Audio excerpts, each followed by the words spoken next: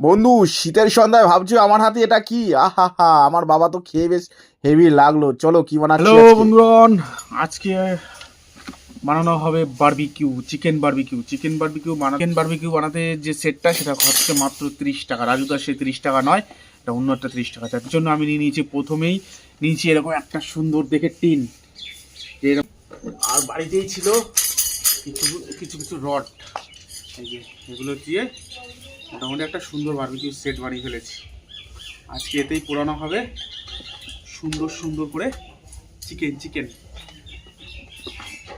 তাহলে বন্ধুরা, আমার সেটটা তো দেখেই ফেলেছো। এই 30 টাকার মধ্যে, অর্থাৎ এই টিনটার মধ্যে লেপে ফেলেছিলাম মাটি আর এরকম রডগুলো কেটে কুটে আর সুন্দর করে কয়লা দিয়ে কিন্তু একটুখানি ছেঁকে নিয়েছিলাম। যাই হোক, এগুলো তো করে ফেলেছি। এবার আমি তৈরি বাজারে যাওয়ার জন্য। হ্যালো, তো চলো বন্ধুরা বাজারে যাওয়া যাক। বাজারে গিয়ে সুন্দর সুন্দর লেগ পিস আনতে হবে। লেগ পিস না আনা হলে বানাবো কি করে? চলো বাজার দিয়ে ঘুরেই আসি।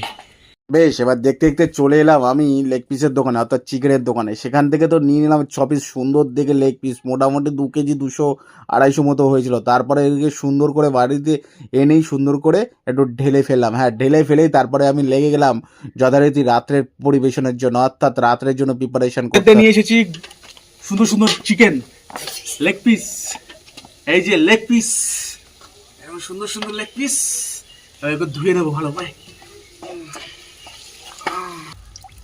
বন্ধুরা, নিচে বসে কাটতে খুব কষ্ট হচ্ছে, ধুতে কষ্ট হচ্ছে, তাই চেয়ার নিয়ে বসে পড়লাম।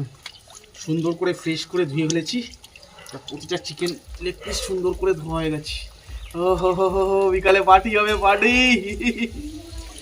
চলো, চিকেন কিন্তু ধোয়া কমপ্লিট হয়ে গেছে। এবারে এটাকে সুন্দর করে ম্যারিনেট করে নেবো। তারপরে হবে এর খেলা বিকালবেলায়, বিকালবেলায় ম্যারিনেট করি। ব্যাস, ধুয়ে টুয়ে চকচকে ঝকঝকে করে ফেলেছি। এবার কিন্তু আমাকে যেতে হবে রান্নাঘরে। আর রান্নাঘরে গিয়ে এর জন্য যা যা দরকার, অর্থাৎ রসুন, তোমার আদা, তারপর ধনে পাতা, লঙ্কা, সব কিছু সুন্দর করে আলাদা করে সব কিছু পেস্ট করে নিলাম। আর পেস্টের পরে আমি এরকম দোকান সাজিয়ে বসে গেলাম একদম এগুলোকে সুন্দর করে সাজুগুজু করানোর জন্য। ব্যাস, আর তো দেরি নেই। কারণ এখন তাড়াতাড়ি করে এগুলোকে সাজুগুজু না করিয়ে রাখি, এগুলো তো বিকালবেলায় কী খেলা দেখাবে।